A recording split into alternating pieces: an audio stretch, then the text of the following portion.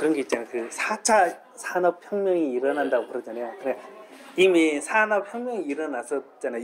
그 2차 산업혁명이죠. 그 영국에서. 근데 지금 이제 4차 산업혁명이 일어난다고 해서 그것의 주도권을 인공지능이 갖는다고 생각을 해요.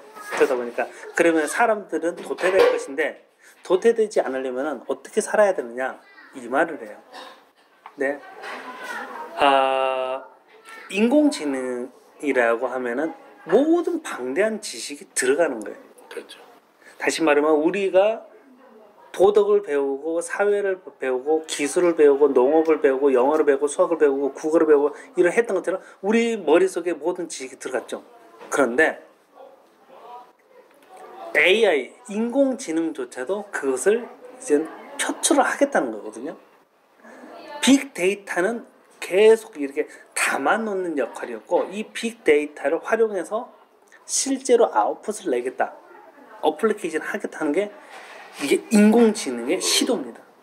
그럼 최소한 인간도 그에 맞는 어플리케이션을 할 줄 알 때 이게 대등한 관계가 되기 때문에 이게 빼앗기지 않는 거죠. 내 일터를 빼앗기지 않는데 어떤 사람들은 이런 거죠.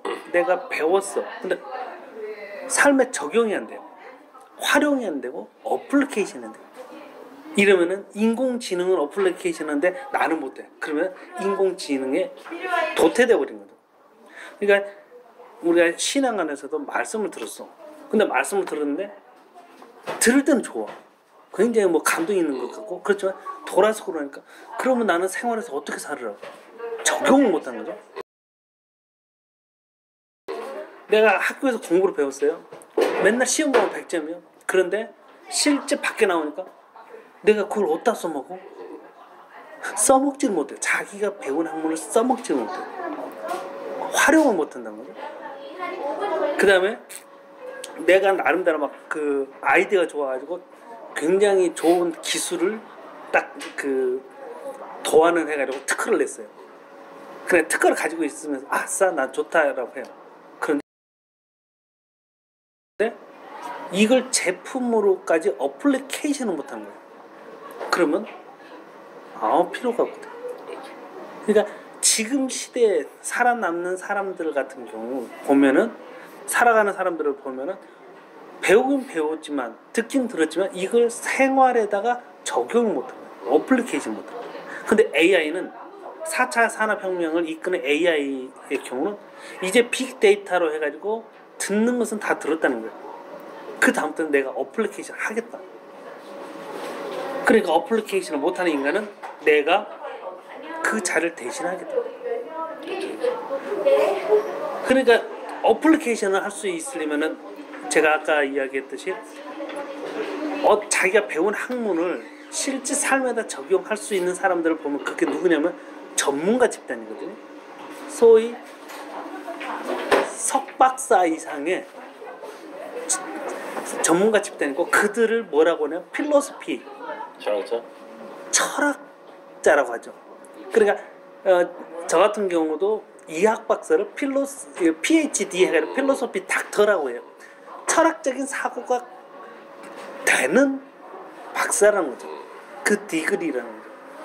그러니까 철학적인 사고를 할 줄 아는 사람만이 자기의 배운 것을 생활에 녹여내서 제품으로 만들어낼 수 있다는 거예요. 이게 불가능한 사람들은 4차 산업혁명이 일어나고 나서 AI에 대해서 도태가 되는 대상으로 전락할 거라는 거예요. 제가 바라보는 건 그거예요. 그러니까 사람들은 4차 산업혁명이 와. 물론 그런다고 해요. 그래 무수히 많은 사람들 공포감을 일으켜요. 4차 산업혁명이 오면은 어떤 사람 직업군은 사라지고 어떤 사람들은 또 그 일자리 잃게 될 것이고 막 이런 경고의 문구는 줘요. 그럼 경고의 문구는 좋다고요. 그러나 거기에 대한 대안책이 나와야 되는 거예요. 그러니까 이것도 마찬가지예요. 경고라고 하는 어떤 정보를 들었어요. 그렇지만 그것을 내가 현실에다가 써먹으려면은 그 경고를 우회할 수 있는 대안책이 나와야만이 이게 어플리케이션이지 대안책은 안 나오고 그냥 경고만 뿌려. 야 니네 다 죽겠네. 두렵지. 내 말만 들어. 이건 아무 필요짝에도 없는 거라는 거죠. 그래서 어떤 정보를 들 때는 그 정보를 반드시 내 삶의 제품으로 나오는데 이 제품이라는 것 자체가 뭐냐면 나한테 유익한 제품이 나와야 되잖아요. 그래야 이게 판매가 되는 거예요. 마찬가지로 어떤 기술이든 응용 제품으로 될 때는 소비자층의 요구, 그 소비자의 니즈에 부합되는 그 제품을 만들어야 된다. 이게 그 기술 패러다임이거든요. 그러니까 누구든지 어떤 정보, 미래에 대한 어떤 불특정하지만 그 미래에 대한 어떤 그 징조 같은 것을 듣고서 야, 앞으로 어떤 위험한 일이 올 거야 라고 해요. 경제적 난국이 올 거야. 4차 산업혁명이 올 거야. 그러므로 해서 많은 사람들이 일자리를 잃어가게 될 거야 라는 경고가 나왔어요. 그러면 그 경고는 그렇다고 해요. 그렇지만 진짜 필요한 건 뭐냐면 그럼 대안책이 뭔데? 그 대안책이 나와야 된다고.